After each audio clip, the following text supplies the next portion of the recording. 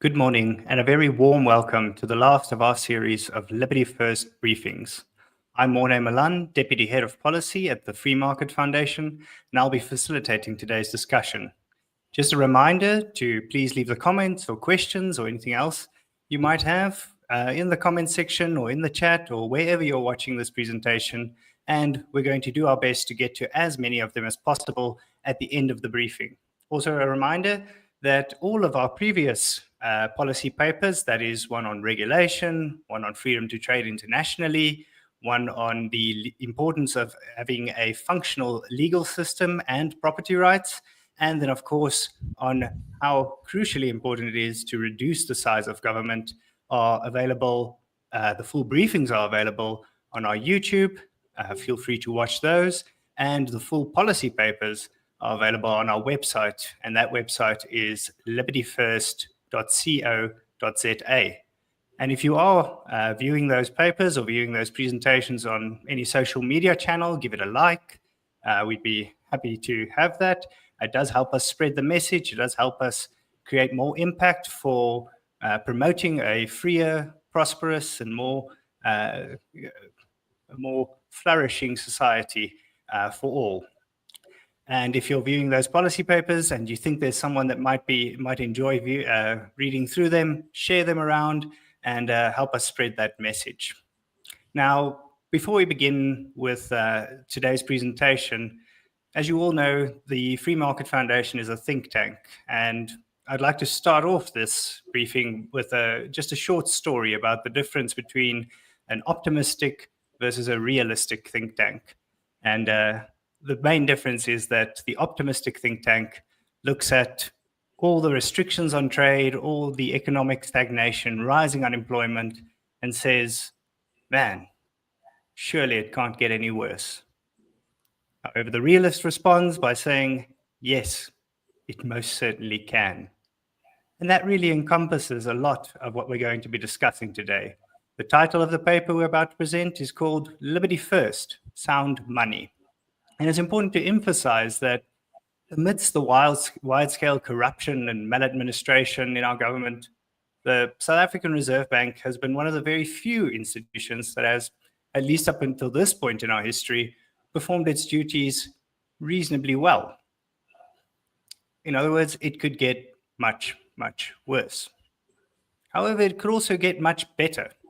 And we're here to discuss both how we can safeguard what has operated well within our system, within our central bank system, as well as to discuss innovative ways, innovative steps that can be taken to secure our currency, to ensure price stability, and to get the economy going, to accelerate that growth that we most so desperately need. And with me to discuss these measures today is the author of the paper. He is David Ansara. He's the CEO of the Free Market Foundation. David, welcome. We are very much looking forward to hearing your presentation. And without any further delay, please take it away. Well, thanks very much, Morne. I once heard it said by Peter Thiel that overly high levels of optimism or pessimism both converge on the same thing, which is inaction. Sorry, my phone is buzzing over there. And so I think we have a healthy degree of tension between those two themes, optimism and realism. But I do think it's good to avoid pessimism. So what we're going to do today is we're going to just be going through South Africa's monetary policy regime. We're going to be looking at the scourge of inflation and how we can mitigate against that and also the damage that it causes to an economy. But we're also going to look at some key policy recommendations, particularly around strengthening central bank independence in South Africa, but also looking ahead to the future, to the rise of digital money and what implications that might have for South Africa and how South Africa can get onto the front foot in terms of embracing some of these new technologies. So just in terms of the theme of this Liberty First series, these 5 papers that we've released, essentially based on the Economic Freedom of the World annual report. The EFW is a product or a project that the Free Market Foundation has been very closely associated with for several decades now. It's spearheaded by the Fraser Institute in Canada, one of the FMF's partners. And essentially what it does is it ranks countries around the world according to their levels of economic freedom. And Mornay mentioned those 5 themes: the size of government, the judicial system and private property rights, the regulatory burden, freedom to trade internationally, but then also, very importantly, sound money. And this is the composite ranking for South Africa over the years. There are 165 countries that have been ranked. South Africa is now sitting at 81st out of 165 countries. So there's been a slight uptick since COVID. Bear in mind that there's a lag in some of this data. It's about 2 years behind. So this is 2022.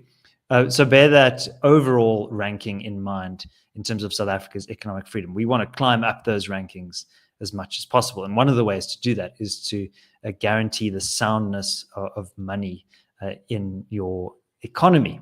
And so the EFW states that money is involved in nearly every transaction in an economy. So unexpected changes in its value have a profound effect on people's ability to make their own economic choices. I think that's really critical. If a government's monetary authority creates significant unexpected inflation, it makes money less valuable, which essentially expropriates property from savers. So there are 4 sub-categories of sound money in the EFW index. There's money growth, which measures how much money is created in the system by central banks and other financial institutions. Then there's also the standard deviation of inflation, so that really measures price volatility. And then there's a snapshot in time inflation in the most recent year, and then also the ability of citizens to open foreign currency bank accounts.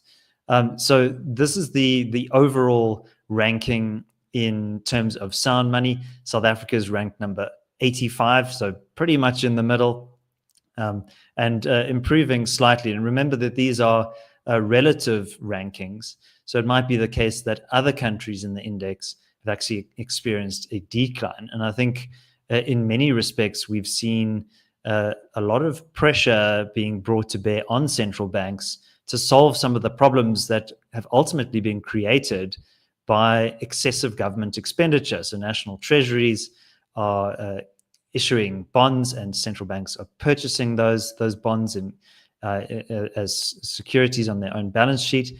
And that is essentially driving up money growth, which further down the track has inflationary consequences. Okay, so let's look a bit more granularly at these rankings. So you see there, South Africa's 2022 ranking is 81st, a score of 6.65. That's in the overall score. But on the sound money rank, there we are, 85, score of 7.6. And there are those 4 sub-indicators that I mentioned earlier. So you can see there that South Africa scores relatively well there in terms of the standard deviation of inflation. So actually, although we have consistent price growth and inflation, which is very negative, the volatility of prices is fairly stable. The growth of money, that also, those relatively high scores suggest that there's that increases in the supply of money have been relatively controlled. So by international standards, I think South Africa's doing fairly well there. So no real quantitative easing occurring. Those asset purchases that I mentioned earlier, there was about 300 billion worth of expenditure during the COVID crisis, but that has tapered off. And then, so where we don't score very well is on inflation itself. So that score there is dragging us down. And then also the foreign currency bank accounts, we sort of get a neutral score there. Okay, so in terms of the global context of inflation, I think it's very important to note that it may seem that inflation is fairly modest. We saw CPI increasing by only 2.8% in the 12 months to October 2024. That was down from 3.8% in September. So in terms of more recent inflation activity, mercifully, inflation has been decreasing. But if you take a step back and go all the way back to 2008, and if you see this dark green line over here at the top, you will note that that inflation in South Africa is actually very high by global standards. So middle income countries shown here in orange, we've been above that level for a long time. Global inflation we've been above as well. And then high income countries, their inflation has been lower. But you can see that that's changed markedly with the COVID crisis, which I think has put a lot of pressure on central banks to solve some of the problems of excessive state expenditure. There's that mercifully low 2.8% inflation rate in October 2024. But you can see fairly recently inflation was quite high here at 7.6% in 2022.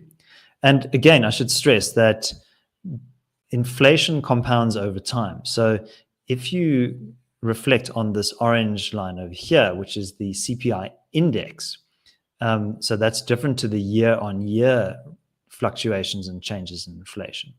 That growth in prices has actually been very consistent. So something which may have cost 55 Rand in 2009, today costs you 116 Rand. So that indicates that prices have almost doubled in real terms there. So I think it's very important to bear that in mind, that yes, you might see kind of marginal improvements over the short term, but over the long term, there is a compounding effect to inflation, which ultimately serves to erode purchasing power and to denude the value of the currency. This man, you may recognize him, Lesetja Kganyago. He's the governor of the Reserve Bank. I think in terms of South Africa's various economic policy institutions, as Morne pointed out, the South African Reserve Bank has been fairly well run.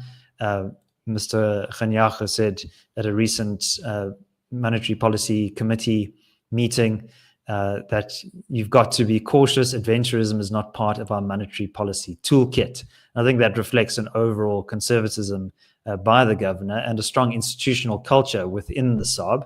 The SARB, these comments were made in reference to interest rates, but ultimately the SARB has been very cautious, quite conservative, and has targeted an inflation range of between 3 and 6%. I think it was around the year 2000 that the SARB started with inflation targeting, and that midpoint obviously being 4.5%.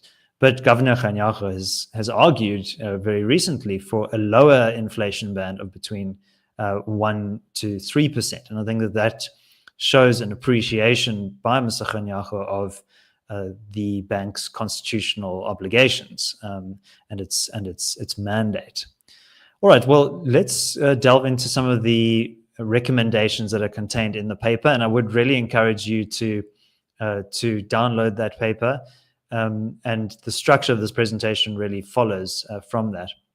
And this man, Milton Friedman, I think his words in 1964 were very wise. And he said that in regards to inflation, it is always and everywhere a monetary phenomenon, in the sense that it is and can be produced only by a more rapid increase in the quantity of money than in output.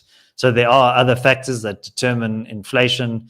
In South Africa, we have a very high level of administered prices, regulatory burdens. So if you consider when you fill up at the petrol station, you're paying for the road accident fund and other levies and taxes. Those drive up prices. The strength of the rand relative to other countries will also determine the cost of imports. But all of those factors do play a significant role. But ultimately, monetary policy is really the main driver. And in our recommendations to curb inflation, we look at the mandate of the SARB. We also look at how inflation disproportionately impacts the poor and some of those other drivers that I mentioned. And in terms of the purchasing power of average South Africans, there are in green, the CPI headline figures. But poor people, it's very important to bear in mind, are disproportionately impacted by inflation. So these orange lines reflect food and non-alcoholic beverages. And you can see that in many of these years, particularly 2022, 2016 as examples, inflation was food and non-alcoholic beverage inflation was almost double that of headline inflation. And poor people spend on average between 30 and 40% of their income on food. Also, transport costs are very high. So they feel these fluctuations in prices much more immediately. Wealthier people are somewhat more insulated from inflation. Obviously, in this example, the proportion of the income being spent on food would be lower, but also because they're perhaps seen as more creditworthy, they would be able to borrow to purchase assets like a house or a car, and some of those assets appreciate in value over time, and inflation actually benefits debtors more than it does creditors. And broadly speaking as well, wealthier people have access to equities, and equities also tend to outperform inflation as well. That's why people don't save cash in their bank account. They invest in long-term unit trusts or annuities and so on. And broadly as well, I think this is a point that we need to make around monetary policy globally, is that that all of this excess liquidity that has been pumped into the monetary system, that has to flow somewhere, and it seeks yield. And often what has happened is we've seen an artificial inflation of asset prices because of that excess capital in the system.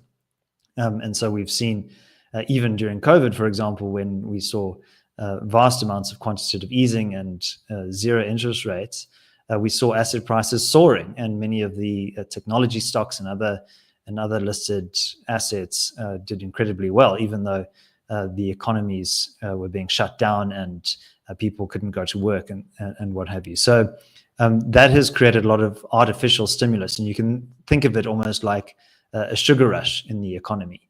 And that means that at some point you're going to have an insulin crash. So instead of sugar, which tastes great in the moment and gives you a bit of a buzz, what you actually need is more protein, which is more sustainable and nourishing over the long term.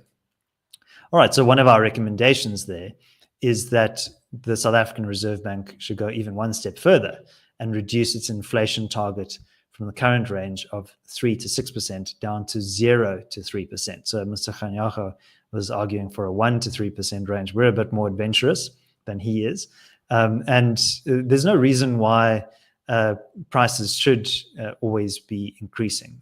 We believe that prices should hold their parity. And even if you consider many economists often are very dismissive or hostile to the idea of deflation. But as technology improves, as efficiency improves, there's no reason why certain goods and services shouldn't get actually cheaper. If you consider electronic goods, for example, those have gotten steadily cheaper over time, your laptop computer or your television. And then that's a good thing. That means more purchasing power for ordinary citizens. So we would encourage the SARB to be very aggressive in its inflation target there. All right, so we also dwelt on the paper on this issue of central bank independence and some of the political threats to the SARB's independence, and even touched upon, although we didn't have much time, on this idea of free banking. And central bank independence is a constitutionally enshrined principle. Here we have section 223 and 224, and you'll note that the primary object of the SARB is to protect the value of the currency in interests of balanced and sustainable economic growth in the Republic.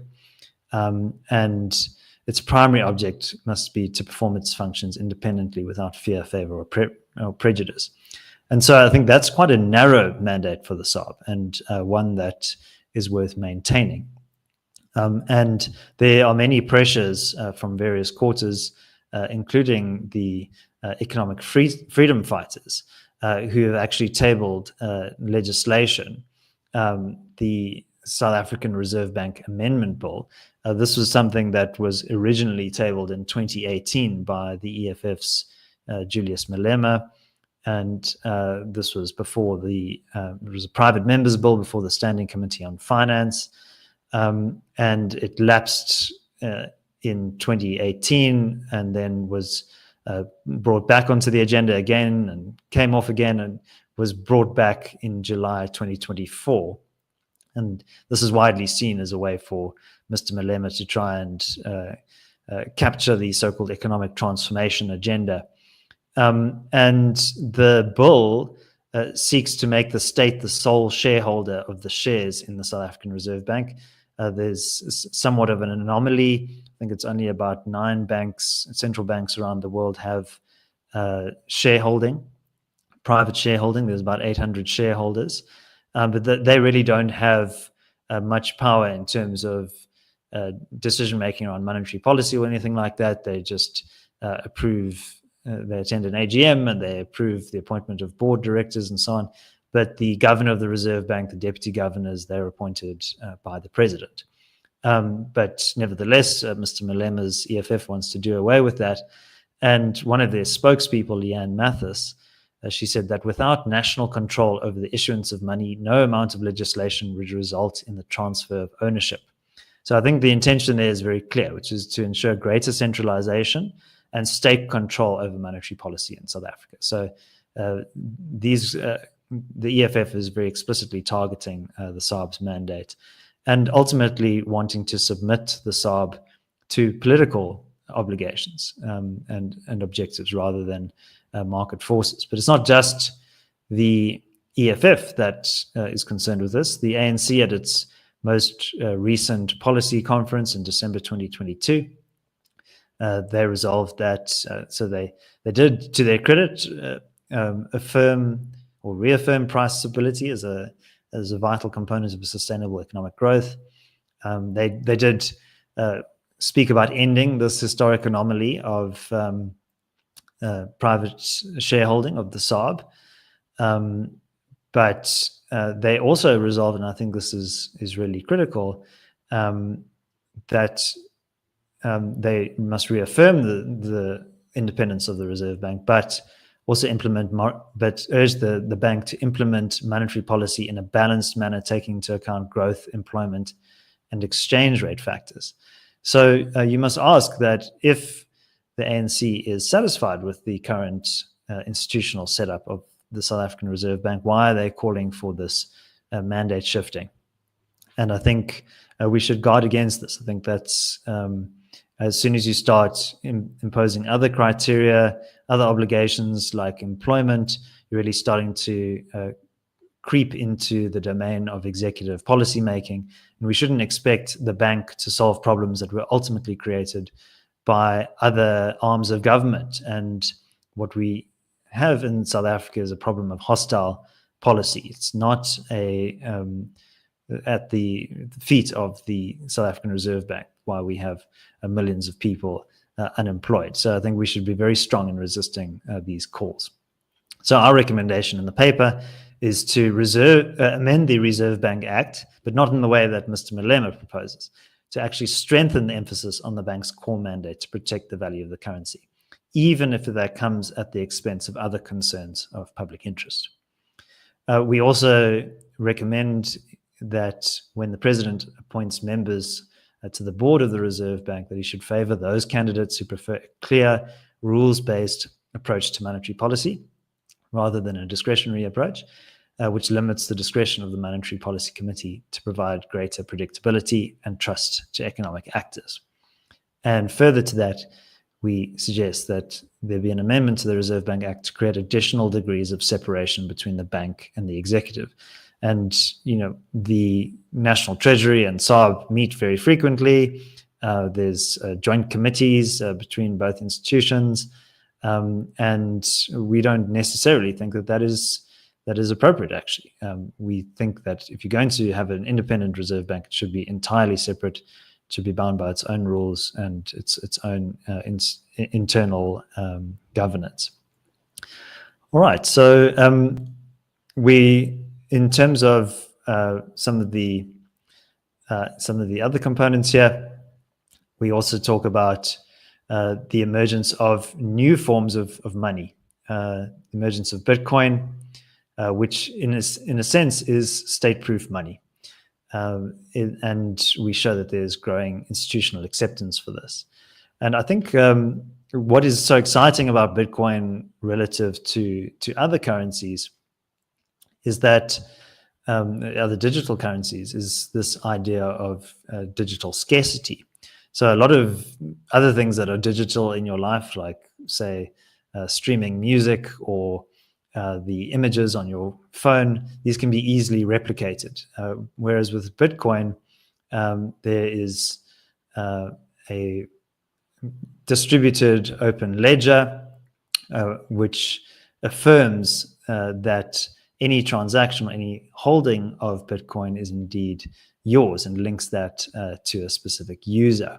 There will only ever be 21 million Bitcoins in circulation. Bitcoin supply is relatively constant. So there, you essentially, I don't want to go too much into the technical details, but as a Bitcoin miner, you are rewarded with additional supply by mining Bitcoin blocks, and so those can be verified by any user on the system anywhere in the world. And very importantly, Bitcoin is a permissionless system, and it has no need for any trusted third parties. So anybody with access to the network can use it. You don't have to go through any financial intermediaries. You can obviously go to a Bitcoin exchange like Luna or Vala, for example, here in South Africa. But you yourself as an individual can directly own this asset. And I think in the early days when Bitcoin was emerging, there was a false narrative around this as just being something that's used for illicit goods on the dark web. But we're actually seeing growing institutional acceptance of Bitcoin as an asset class. And actually very steadily, Bitcoin in terms of market capitalization globally has grown to just under $2 trillion. So that is the seventh largest asset by market cap in the world. It's higher than silver, and just behind Google in terms of its overall market capitalization.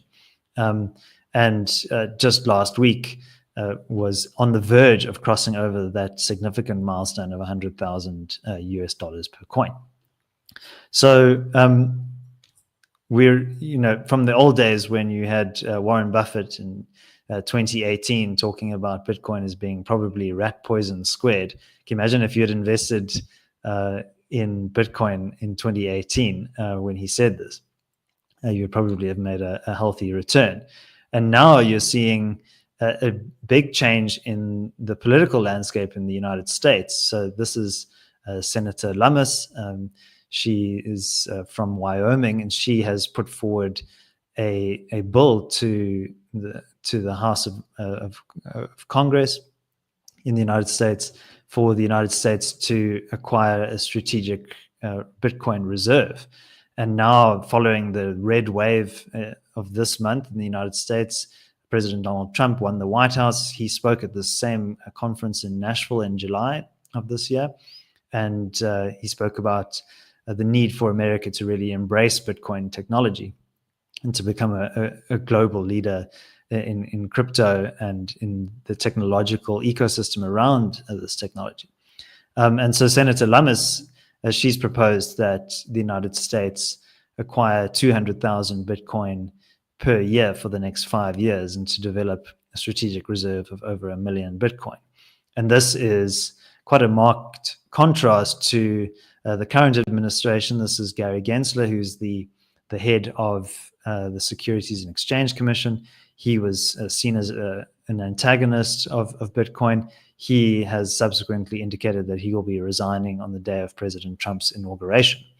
So I think the red wave really has meant that with control of the Senate, the House of Representatives, and the White House, that we're going to see a fundamental paradigm shift in terms of regulation around Bitcoin in the United States. And a lot of other countries, I think, are going to be following suit. And I think South Africa should be taking heed of these new trends, and must, we recommend, provide legislative clarity on the status of cryptocurrencies, such as Bitcoin, as legitimate mediums of exchange, and revoke any provisions that constitute unreasonable and onerous burdens on the market. And we should also be following the example of El Salvador, which is pursuing an aggressive Bitcoin acquisition policy as well, and has also made Bitcoin a legal tender in El Salvador. So one of our other recommendations there is that the SARB and National Treasury should take steps to acquire its own strategic Bitcoin reserve for South Africa. And as we've highlighted in some of the previous presentations in this series, South Africa's national debt burden is growing at quite an aggressive pace. We're now set in the next financial year to have a debt to GDP ratio of 75%. And this could be a good way of reducing that debt burden significantly. So I'll leave you with a quote from Friedrich Hayek, who is one of our intellectual heroes here at the Free Market Foundation. He visited us in the 1980s. And this is a screenshot from an interview that he conducted in 1984, which I think was very prescient. He says, "I don't believe we shall ever have a good money again before we take the thing out of the hands of government. That is, we can't take it violently out of the hands of government. All we can do is by some sly roundabout way introducing something that they can't stop." And that something, ladies and gentlemen, is Bitcoin. And I think this message of Hayek's, of denationalizing money, removing that concentration risk, we might have a well-managed and strong institution in the form of the South African Reserve Bank, but that represents a honeypot for political actors to potentially capture. We can't guarantee that that will always be the case. So we need to hedge our risk and be embracing the technologies that are potentially at our disposal. So I will leave it there. That's the end of my formal presentation, but I'll hand back to Mornay for some open discussion. Thank you very much, David. Yes, just another reminder, if you do have any questions or comments, feel free to leave them in the chat or in the comment section of whichever platform you're viewing this on. Now, David, there are quite a few questions, particularly on your comments regarding cryptocurrency. But I'd like to take a little bit of moderator's privilege. And we're nearing the end of the year on the one hand. So it's the end of 2024, the first year where we've had divided control in government, not a pure ANC majority. And we've also just about reached the end of our Liberty First project. And the goal behind the project was to provide these policy proposals. And one of the questions which we continually got through this process was, is government being receptive? What are the odds of these changes actually being adopted? And we've said a lot about being optimistic or pessimistic or realistic. And I think you said at the beginning of the year that you were cautiously pessimistic. And I'm wondering whether at the end of during the end of the year, whether that forecast has changed at all. I saw one commentator in America regarding the Trump reforms that are in the pipeline say that he went from being cautiously optimistic to being nauseously optimistic. So I'm wondering, have you gone from being cautiously pessimistic to also nauseously pessimistic?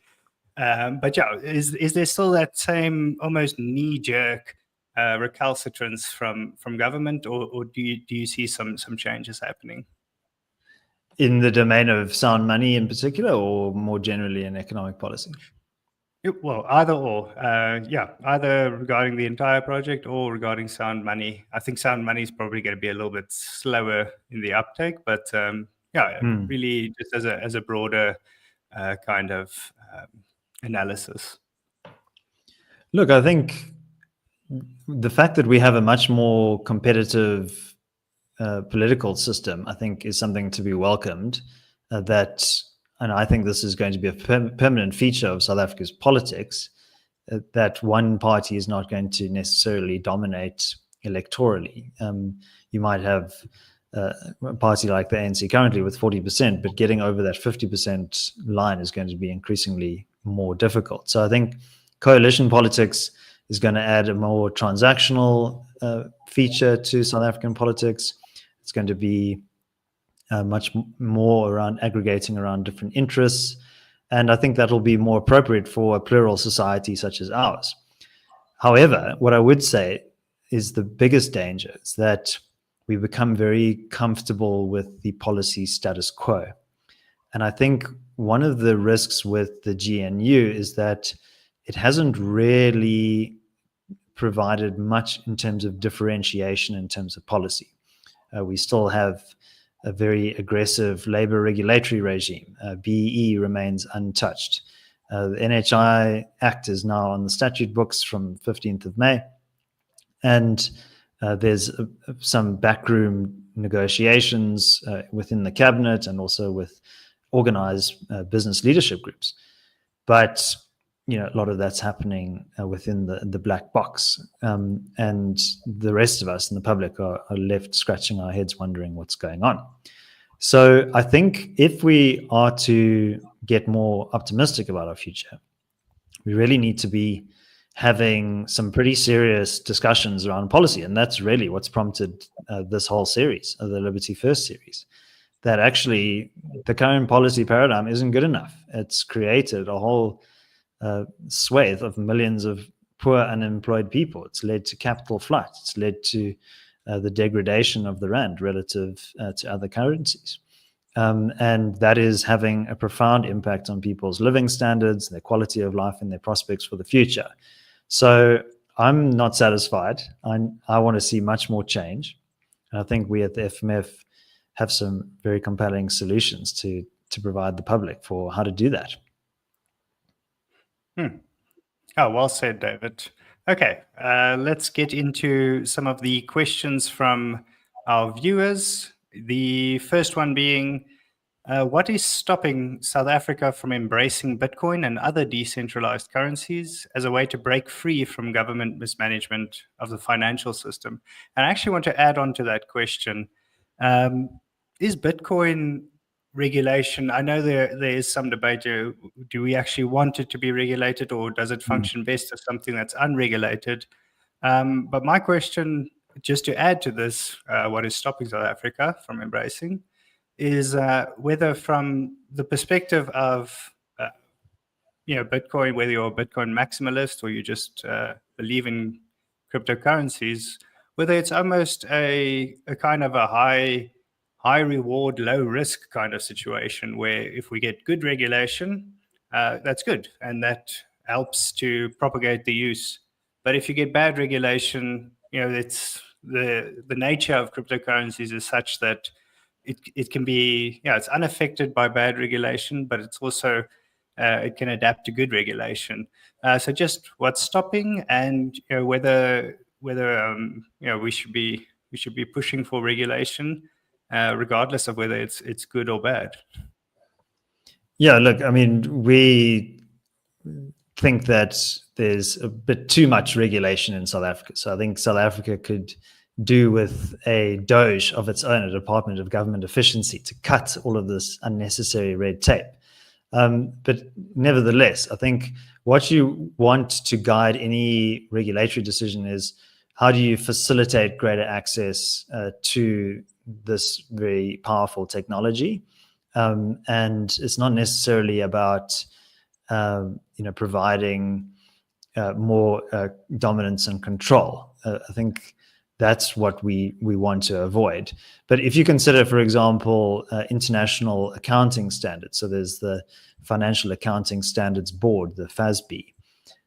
They recently updated their accounting standards for Bitcoin and other crypto assets. And I'm not a chartered accountant, but this really related to how you report on your crypto holdings, for example, and whether if there's an increase in the price of that asset, if you deem to have made a gain, or correspondingly, if there's a decrease in the price, are you deemed to have made a loss on that asset? So I think those kind of changes, creating alignment, creating more transparency, and really formalizing and acknowledging the legitimacy of that asset. I think that's really what should guide those principles. But I think more broadly, just on that question, what is stopping South Africa from embracing Bitcoin? There's nothing stopping South Africans from embracing Bitcoin. So we might have an outright hostile regulatory regime in the next few years to crypto. We would really recommend that policymakers do not go that path. But that would be ultimately ineffectual in curbing Bitcoin usage. And I think a great example of this is Nigeria, which is in the top 10 of all Bitcoin in terms of adoption. They have about 8 million users of Bitcoin in Nigeria, but regulators have gone out of their way to frustrate Bitcoin adoption in that country. And the Central Bank of Nigeria has also debased that country so terribly. And Nigerians have felt the effects of currency debasement. And so have flocked to Bitcoin as a longer term store of value. And I think there's a quote that I make in the paper, which is by Rob Price, who's a South African living in Los Angeles and who's very active in the Bitcoin space. He has a company called Sound Money Capital. And his point is, if your government wants to ban Bitcoin, then you probably need it more than you think. So I think there is a broader point there around the architecture of the financial system globally, and also a very important civil liberties dimension to it as well, that you as an individual need to be sure that you have secure property rights over your capital. Your money is a way of storing value for the long term. And if we give governments the ability to choke you off of your funds, that can be extremely dangerous and can also have a chilling effect on civil liberties. So a good example of this is Alexei Navalny in Russia. He was a staunch opponent of Vladimir Putin. He was the leader of the anti-corruption project or campaign, I forget the name of it. And as his power as a dissident started to grow, Vladimir Putin exercised his control over the financial institutions in Russia to effectively lock Navalny out of his bank accounts. And in 2021, Navalny pivoted to Bitcoin and was able to raise money for his campaign from overseas donors and from ordinary Russians as well. But it's not just authoritarians that have experienced this. Also in 2021, or was it 2022, there was protests by truckers in Canada against some of the COVID mandates. And long story short, they organized a long convoy of trucks to protest against some of these restrictions. And many people who were sympathetic to the protests donated to platforms like GoFundMe and so on.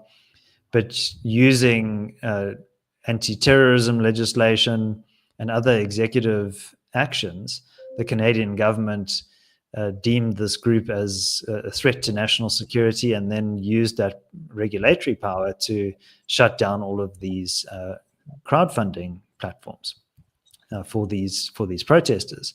And again, they were able to pivot towards Bitcoin. And that's an established liberal democratic state, Canada. So I think this is also, I think, a very important hedge against authoritarianism and is a way for individuals to reclaim power as well. Ah, well said, David. And I'll just let you know that based on the comments I'm reading, the consensus is not regulation, maybe some recognition, maybe acknowledgement of the importance of cryptocurrency, but it seems like the consensus is no to regulation. So I think you said it quite well. Crucial that people recognize the power. And I think that quote that you referred to, stating that if your country is trying to restrict the use, then that might be the first sign that it's very important to adopt these sorts of measures. And I'll just say one thing, that Bitcoin is self-regulating in that sense. It is a coherent internal system with its own rules. And it's almost impossible to change those rules without, without basically creating an entirely new entity. So, and I think this quality of immutability, that the ledger for eternity will store a record of every single transaction, means that it is also immune from the interference of central banks. There's no temptation for some kind of politically expedient objective to increase the money supply, like what we saw during the global financial crisis or during the COVID pandemic. So I think in that sense, there's a kind of a beauty to Bitcoin, that it's interference proof, and therefore I think represents in some ways a form of private property rights that is not actually backed by the coercive force of the state. The state, as we know, has a monopoly on violence. But in this system, there is no state to enforce it. It's entirely decentralized and distributed, which I think is really amazing. Yeah, well said, David. We are coming up on the time. I think there's one more question, and that is what policy measures could effectively address the disproportionate impact of inflation on low-income South Africans? And I think I can just say here as well that so many of the government's programs and initiatives to attempt to address poverty have been focused on income. And there's actually quite a bit of evidence in the literature that, as opposed to attempting to address poverty on the income side, the easiest thing for government to do is to address it on the cost side. So instead of focusing on how we can give money to poor people in an attempt to increase their income, you should look at what government is doing to increase prices and instead stop doing that. I don't recall who it was that made this comment, but it basically rang that the only thing that I want from my government is for there to be less of it. And I think that really does summarize, to a large extent, the theme of the entire Liberty First series. David, thank you very much for your presentation. Do you have any last words before we sign off? Yeah, all I would say is that I think in the policy conversation, we tend to focus quite a lot on some of the symptoms of our economic policy framework, which I think is badly in need of repair. But I think we do need to do much more root cause analysis. And I think a lot of the problems that people are seeing in economies, not just in South Africa, but around the world, are actually downstream from broken money, really.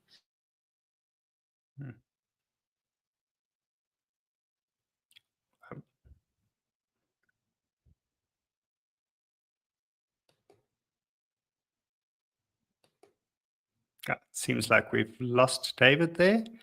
But yeah, I think the point that he was going to make is this: how important it is that we need to have a functioning medium of exchange to have a functioning economy. There's this sort of weird consensus amongst economists that price controls are always and everywhere wrong. But for some reason, we do have a price control system on the one thing that we use to facilitate all the transactions in the economy. So, but with that being said, I thank everyone for watching, not just this presentation, but all the previous ones, for following the series. If you'd like to follow the work that we do even more, do subscribe to our channel, do like our pages, share our content, and we'll be sure to be creating even more content to be continually fighting to promote the values of liberty, to show how freedom also leads to prosperity. And as always, I remind everyone, oh, David, there you are. Sorry about that. I had some technical gremlins. Maybe No the government problem. was trying to choke me off. It's quite possible. Okay, David, you're just in time for our final sign-off on the presentation, and I think it's only appropriate if you did the final words. I think I've spoken enough, Morne. Thanks so much for the chat and for facilitating this. And also, I just wanted to say a very special thanks to all of our colleagues at the Free Market Foundation for making this project possible, and also to the Atlas Network as well for supporting this project. But yeah, it's been, I think, really great to just delve into the policy dimension in South Africa across these various indicators. So yeah, well done to the team for some excellent analysis. And I really encourage our audience just to go to the Liberty First website, libertyfirst.co.za, to check out those 5 policy papers. Thank you very much. And for our viewers, please remember to always stay free.